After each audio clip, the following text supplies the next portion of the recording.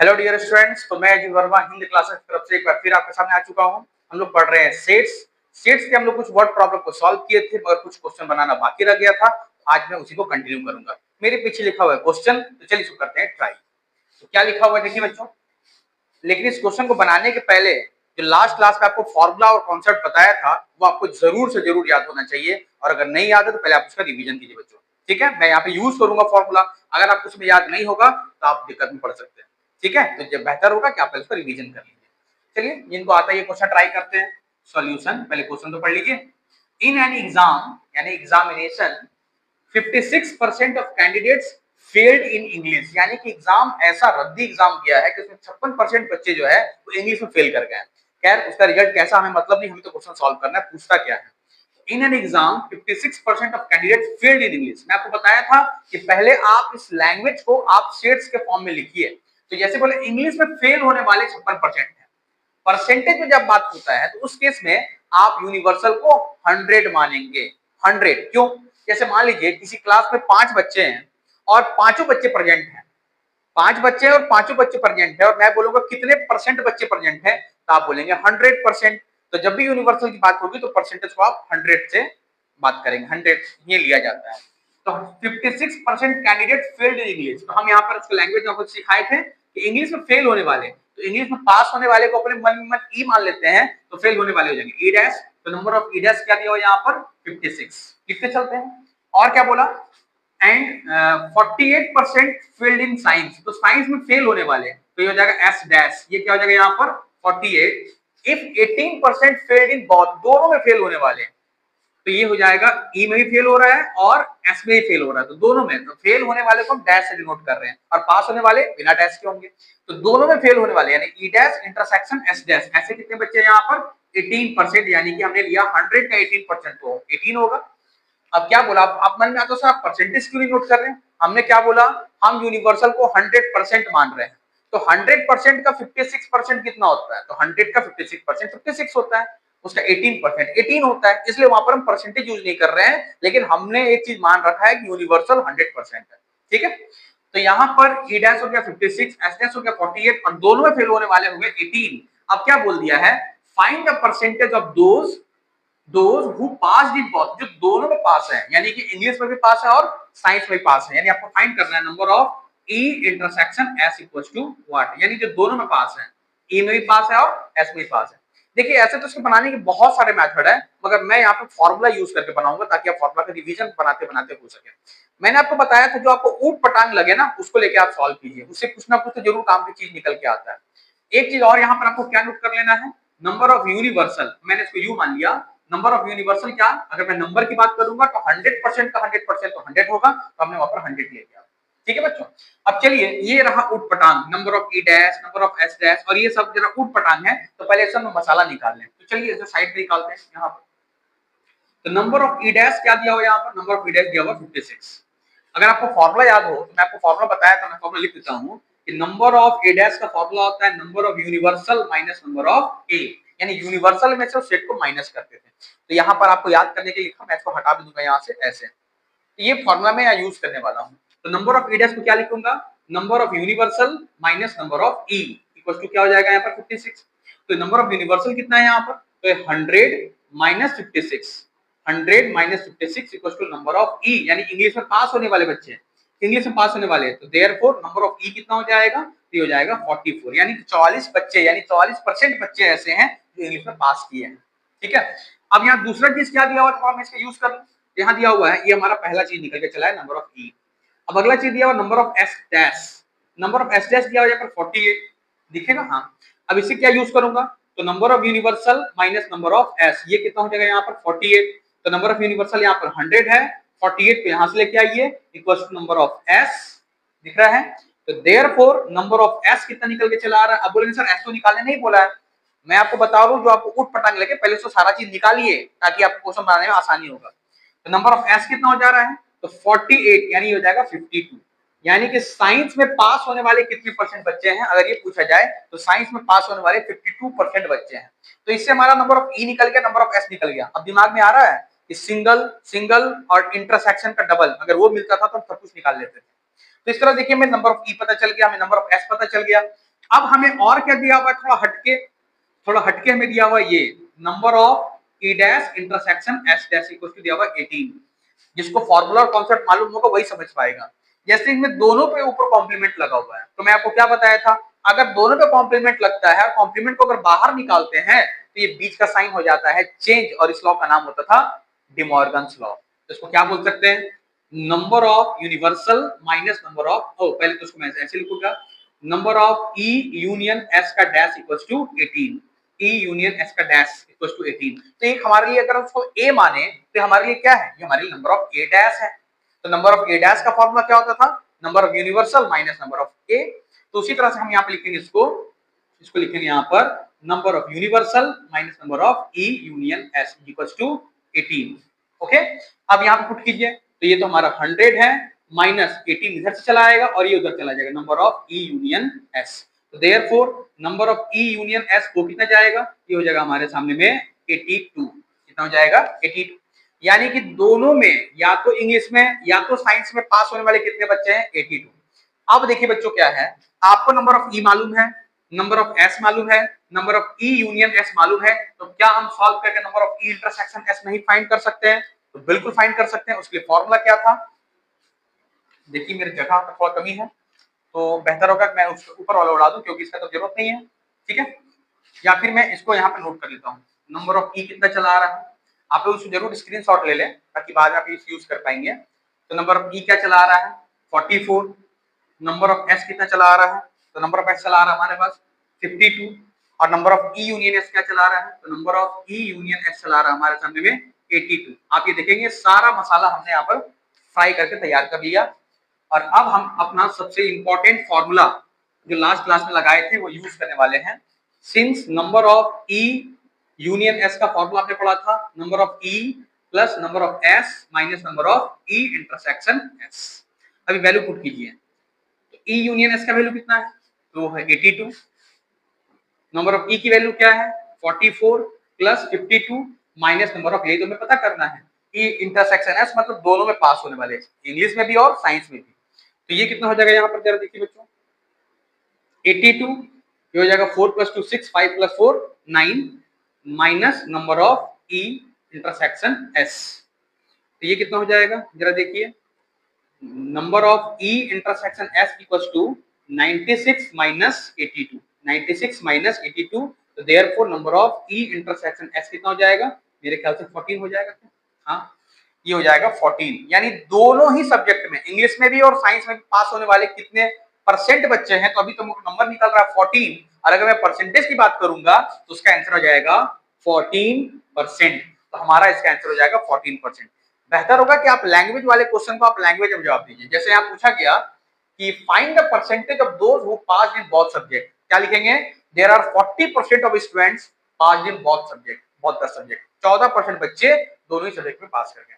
तो ये question solve करना मुश्किल उसके लिए बिल्कुल नहीं होगा जिसको फॉर्मूला और कॉन्सेप्ट अब तक समझ में आ चुका होगा। लेकिन बिना फॉर्मूला को जाने, बिना फॉर्मूला को समझे आप सोचेंगे कि क्वेश्चन को ट्राई करें और क्वेश्चन को समझ लें, तो मेरे ख्याल से पॉसिबल नहीं है। तो आप इसका स्क्रीनशॉट लीजिए, हम लोग नेक्स्ट क्वेश्चन की ओर बढ़ेंगे। तो अब हमारे सामने आ गया है नेक्स्ट क्वेश्चन, और नेक्स्ट क्वेश्चन को पहले हम लोग बोलेंगे सर ये तो बहुत लंबा क्वेश्चन लग रहा है, इसको तो देख के करने की जरूरत बिल्कुल नहीं है, क्योंकि मैं आपको इस छोटे से जगह में इस क्वेश्चन को सॉल्व करना सिखाऊंगा। लेकिन किसको सिखाऊंगा, जिसने पढ़ा है वेन डायग्राम। कंडीशन याद रखिए बच्चों, अगर आपको क्वेश्चन को इजी वे में समझना है तो बेहतर होता है कि आप पहले पिछले कॉन्सेप्ट को, मैं बार बार ये बात रिपीट करता हूं, जिसका पिछला कॉन्सेप्ट बहुत अच्छा रहेगा ना वही आगे चल के बहुत अच्छे से समझ पाएगा सारी बातें, ठीक है। तो चलिए ट्राई करते हैं। तो पहला काम ये होता है कि जो उसमें पूरा लैंग्वेज दिया गया है ना, इसको आप अपने सेट के नोटेशन फॉर्म में लिखेंगे ताकि उसके बाद हम फॉर्मूला को सोच पाएंगे। तो देखिए बनाते हैं क्वेश्चन सॉल्यूशन।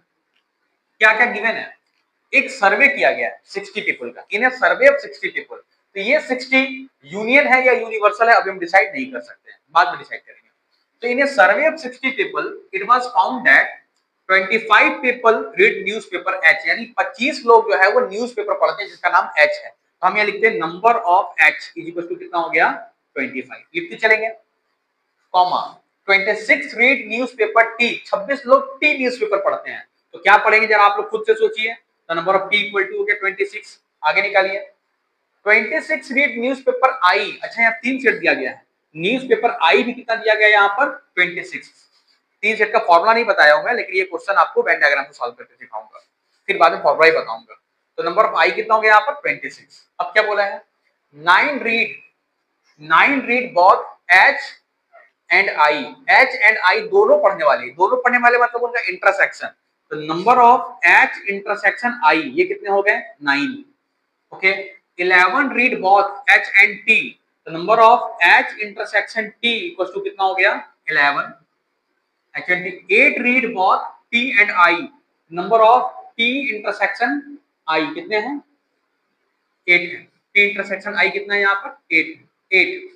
अब क्या दिया हुआ है, एंड 3 रीड ऑल 3 न्यूज़पेपर, यानी कि तीनों हिंदी नहीं sorry H intersection T intersection I, ऐसे कितने लोग हैं 3 है, ये बोला।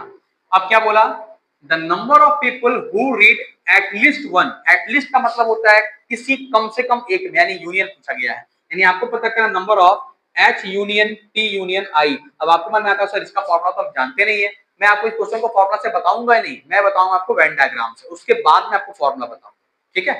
तो number of H union T union I निकालना है, और अगला आपको निकालना है नंबर 2 में। नंबर 2 में क्या बोला गया है, who read exactly one newspaper। exactly मतलब सिर्फ H पढ़ने वाला, सिर्फ T पढ़ने वाला और सिर्फ I पढ़ने वाला। मैं यहाँ पे लिखता हूँ exactly one। अब इस क्वेश्चन को कैसे सॉल्व करेंगे, क्या ये क्वेश्चन हमारा इतना दूर में सॉल्व हो जाएगा, क्या ये क्वेश्चन हमारा इतना दूर में, ये तो पार निकल गया बोर्ड से, मैं तो बताता हूँ, क्या ये क्वेश्चन इतने दूर में सॉल्व हो जाएगा, ये इतनी दूर में सॉल्व हो जाएगा, देखते हैं। बिल्कुल हो जाएगा। तो ये हमारा हो गया यूनिवर्सल, ये हमने बनाया H, ये हमने बनाया T और ये हमने बनाया I। मैं नहीं लिख रहा हूँ, पहले आपको बोर्ड लिखना है। तो H T I, ठीक है मैं भी दिख जाता हूँ। H T I ये हमने यहाँ पे 3 सेट बनाए वेन डायग्राम को सॉल्व करने के लिए। अब जो चीज यहाँ गिवन है उसको कैसे भरा जाएगा वो आपको सीखना है। आपको प्लेस पता है, यूनियन इंटरसेक्शन का मैं आपको सिखाया था। अब आपको यहाँ पे सबसे पहले किसको भरना है, सबसे पहले भरना है जो तीनों में कॉमन है, यानी तीनों का इंटरसेक्शन अगर वो गिवन है तो ही वेन डायग्राम बनेगा, अदरवाइज वेन डायग्राम सॉल्व नहीं होगा। तो ये तीनों जो गिवन है ये देखिए, number of H intersection T intersection I, ये कितना है यहाँ पर 3 है। अब आपको ढूंढना है कि वेन डायग्राम में प्लेस कहां पर है। तो वेन डायग्राम में ऐसा कौन सा प्लेस है जो तीनों का है, अगर आप जानते हैं वेन डायग्राम तो ये प्लेस ये वाला है, यहाँ पे लिखेंगे हम यहाँ पे, ठीक है। तो हमने तीनों का कॉमन भर दिया, अब हमें डबल डबल का कॉमन यानी दो कॉमन भरना है। तो बैक जाते जाइए, यहां से आइए, ऐसे बैक आऊंगा।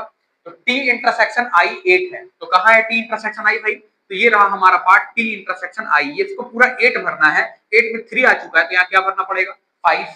अब आइए एच इंटरसेक्शन टी 11 है, एच इंटरसेक्शन टी का ये पार्ट है, ये पार्ट, और यहाँ पर 3 आ चुका है, 11 लाना है, तो यानी कितना भरना होगा 8।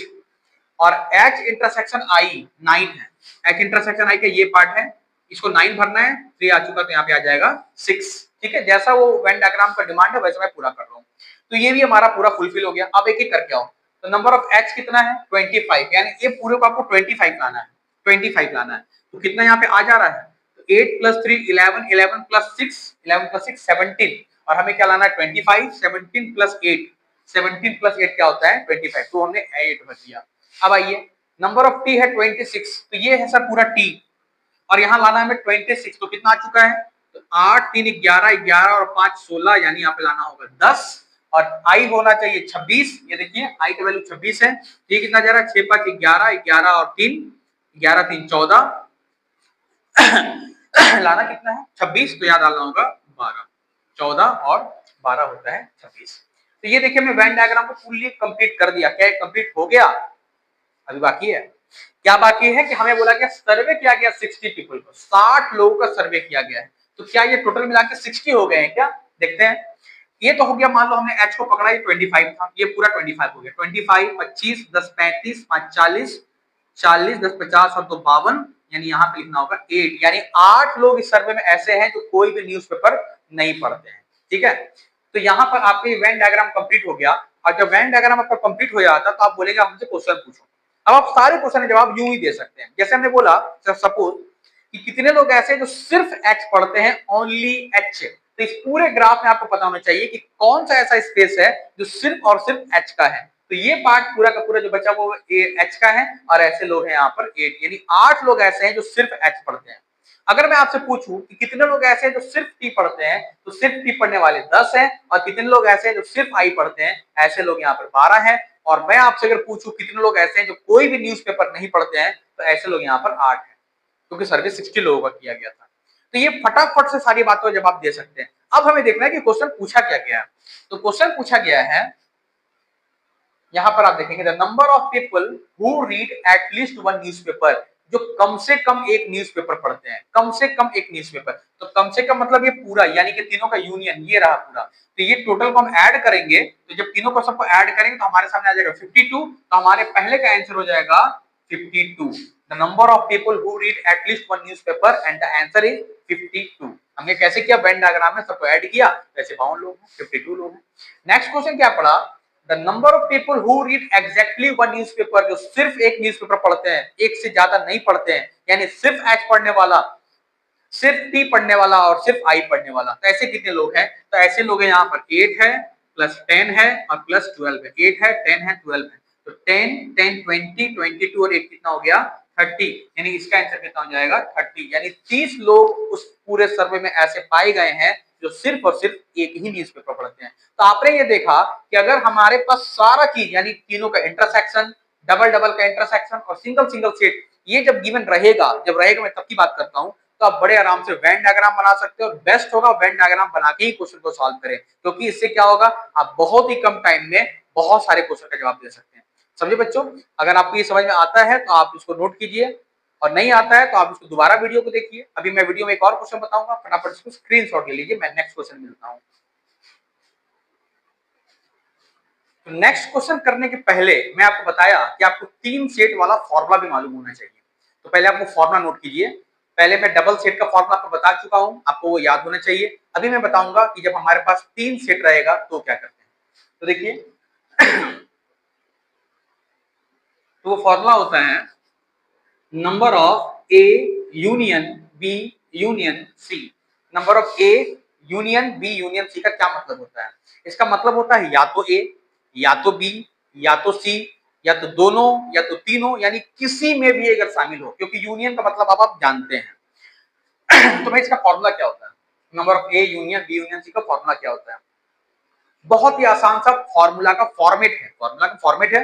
एक्चुअली हम लोग फॉर्मूला याद नहीं करते, हम लोग फॉर्मेट याद करते हैं। जैसे हमने फॉर्मूला पढ़ा A square minus B square, उसका फॉर्मूला होता है A plus B into A minus B. लेकिन अगर हमारे सामने T square minus L square आ जाए, तो क्या हम बोलेंगे हम इसका फॉर्मूला नहीं जानते हैं, क्योंकि हमने फॉर्मेट पढ़ा ए और बी के रिस्पेक्ट में। अब जो भी उसके अरेंजमेंट में दिखेगा, तो हमारे दिमाग में फॉर्मेट दिखेगा ए स्क्वायर माइनस बी स्क्वायर। ठीक है, हम यहाँ पर ए बी सी करके फॉर्मेट बना रहे हैं, उसकी जगह आपको जो भी सेट आएगा आपको उसी फॉर्मेट पे यूज करना है। तो देखिए बच्चों क्या है, A union B union C में इसका फॉर्मूला क्या होगा, पहले आप सभी सिंगल सिंगल लिखें। सिंगल सिंगल कैसे, number of A plus number of B plus number of C, ये हमने सिंगल सिंगल लिखा। सिंगल सिंगल के बाद डबल डबल, और भी इंटरसेक्शन के फॉर्म में, और बीच में सभी में माइनस लगेगा। क्या बोला, डबल डबल इंटरसेक्शन के फॉर्म में और सभी माइनस में रहेंगे, यानी इस तरह से minus number of A intersection B minus number of B intersection C, और मैं इधर यूज करता हूं minus number of C intersection A. ये अभी हम फॉर्मूला में सिंगल और डबल लिख चुके हैं। अब क्या आएगा, अब वो तीनों सेट इंटरसेक्शन में आएगा, लेकिन वो आएगा प्लस के फॉर्म में, यानी ये हो जाएगा plus number of A intersection B intersection C. तो ये इतना इजी फॉर्मूला है, अगर आप उसको एक बार देख लें, एक बार देखने में से ये फॉर्मूला याद हो जाएगा। मैं आपको बोल के सुनाता हूं, आप उसको पहले नोट कर लेंगे। तो number of A union B union C का फॉर्मूला होगा number of A plus number of B plus number of C minus number of A intersection B minus number of B intersection C minus number of C intersection A plus number of A intersection B intersection C। तो आपको बेहतर होगा formula बोल के practice करें, क्योंकि बोलने से ना फॉर्मूला दिमाग में सेट हो जाता है, और जब वो जरूरत पड़ती है तो हमारा दिमाग हमें बताता है भाई ये फॉर्मूला ऐसे था। ठीक है, इसलिए फॉर्मूला को बोल के जरूर पढ़े। बहुत कोई क्या होता है कि बोलने का प्रथा बंद हो गया, हम लोग चुपचाप पढ़ते हैं घर में कॉपी पेन लेकर के, बोलने में शर्म आता है कि अगर बोल के पढ़ेंगे तो हमारा इंसल्ट हो जाएगा, हमें बोला जाएगा कि बच्चे क्लास के हो क्या।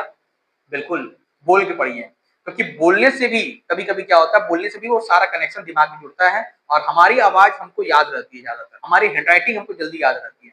इसलिए अपना नोट्स बनाएं और खुद से बोल बोल करके प्रैक्टिस करें। अब इतना जोर ना बोले कि बगल वाले को डिस्टर्ब हो जाए, लेकिन बोले जरूर बच्चों।